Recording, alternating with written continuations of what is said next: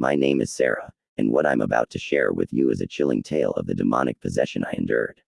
I assure you, this paranormal horror story is indeed real, and I still shudder when reminiscing about the sinister presence that plagued me. It all began innocently enough. Several years ago, I moved into a quaint little house in a peaceful neighborhood. The house seemed welcoming, and I was eager to start my new life there. However, it wasn't long before peculiar occurrences began to unfold. At first, it was just harmless things: misplaced keys, doors shutting on their own, and lights flickering. Soon, however, these minor disturbances escalated into something truly malevolent. The air grew heavy, a chilling presence making its presence known within the walls of my once happy home. One evening, as I lay in bed, I felt an intense, icy grip around my ankle. My eyes flew open, but there was no one there. Afraid, I turned on the light, only to find a deep, livid scratch across my ankle. Panic took hold, but I couldn't explain what had just happened. Days turned into weeks, and the strange occurrences only intensified. I would find furniture toppled over, the sound of disembodied whispers echoing throughout the house, and my reflection distorted in the mirrors. There was an unmistakable malevolence lurking in every corner, an unexplainable force that seemed to feed off my fear. One fateful night, I awoke to find myself paralyzed, pinned down by an unseen force. My body convulsed involuntarily, and I could sense a malicious presence lurking within me. It overtook my consciousness, twisting my thoughts and emotions, and I found myself screaming but unable to make a sound. I was trapped in a waking nightmare, a prisoner within my own body. Seeking answers and desperate for help, I contacted a renowned paranormal investigator named Michaels. He listened to my story with skepticism but agreed to visit my home nonetheless. Driven by the need for closure, I found solace in knowing I wasn't alone. As Dr. Michaels delved into his investigation, he discovered a grim history underlying the house. Prior to my arrival, it had been home to a notorious cult that worshipped a demon known as Mulzakar. They conducted dark rituals within these walls, beckoning the evil entity to inhabit their lives. Dr. Michaels hypothesized that I had inadvertently disturbed the demon's dormant state by moving into the home. The cult's heinous acts had summoned Mulzakar, and now it sought solace within me, seeking to perpetuate its reign of terror. Driven by a newfound determination, Michaels performed an exorcism. The process was grueling and intense, as the demon fought fiercely to maintain its grasp on my soul. But through sheer will and unrelenting faith, the exorcism succeeded, and the grip of Mulzakar was wrenched away from me. Since that grim day, I have moved from that accursed house, attempting to rebuild my life in the aftermath of the supernatural ordeal.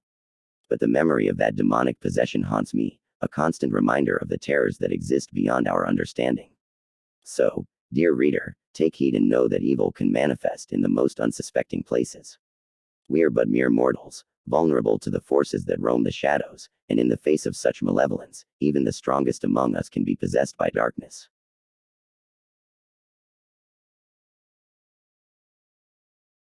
I was living alone in a small apartment when it happened. I had always been fascinated by horror stories and movies, but I never believed in demons or possession. But one night, everything changed. It started with small things: objects moving on their own, strange noises in the middle of the night. I shrugged it off as my imagination, thinking I was just spooking myself. But as time went on, it only got worse. I began to have vivid nightmares, the kind that leave you feeling as if you hadn't slept at all. I would wake up to find my things scattered all over my room, even though I knew I had left them in a neat pile the night before. And then, one night, I woke up to find myself unable to move. It felt as if something was holding me down, preventing me from getting up. I could see a shadowy figure hovering over me, and a voice that didn't belong to me spoke in a language I had never heard before. I thought I was going crazy, but the next day, things got worse. I could feel something inside me, something that wasn't me. It would take control of my body, making me say and do things that I had no control over. My friends noticed that something was off, and they urged me to seek help. That's when I went to a priest, and he confirmed my worst fears: I was possessed by a demon. The next few months were a blur of exorcisms, prayers, and holy water. It was a living nightmare, and I didn't know if I would ever be free. But finally, after what felt like an eternity, the demon was banished. I was free from its grasp, and I felt like I could breathe again. I don't know if I'll ever be the same. The experience changed me in ways I can't fully comprehend. But one thing is for sure, I will never take the existence of demons or possession lightly ever again.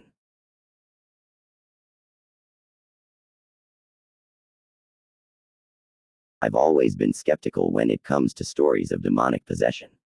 I never believed in anything supernatural, until last summer when I met my friend Janelle. Janelle was always a wild child, but we never thought much of it.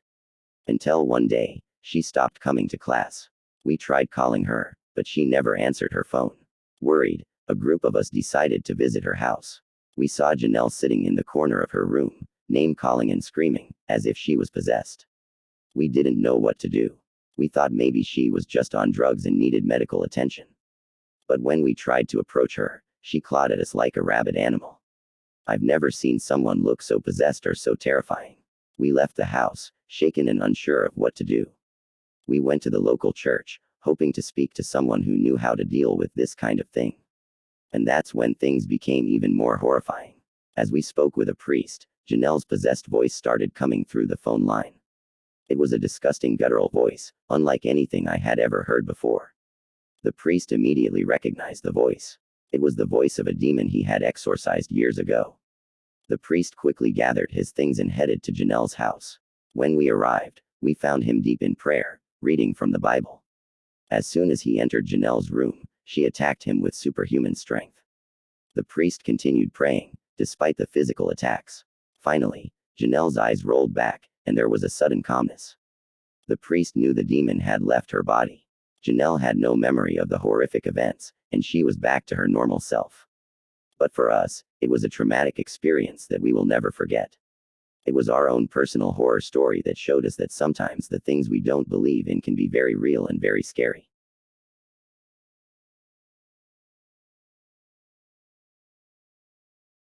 I was a young girl living in a small town, going about my normal life when I suddenly started experiencing unexplainable things. It started with small things, like objects moving on their own and strange noises in the middle of the night. But soon enough, I started experiencing something far more terrifying, something that I can only describe as a demon possession. It started with my body shaking uncontrollably, almost as if some invisible force was trying to take over me. I would wake up in the middle of the night and feel like I was being suffocated by something in the room with me. But the worst part was the voices. The voices that seemed to come from inside my own head. The voices were sinister, telling me to do terrible things like hurt myself and others. I would try to fight them off, but they would always come back, stronger than before. One night, I remember waking up to find that my entire room was filled with a suffocating darkness. I could feel something crawling up my legs and over my chest. It was like being buried alive, trapped in my own body.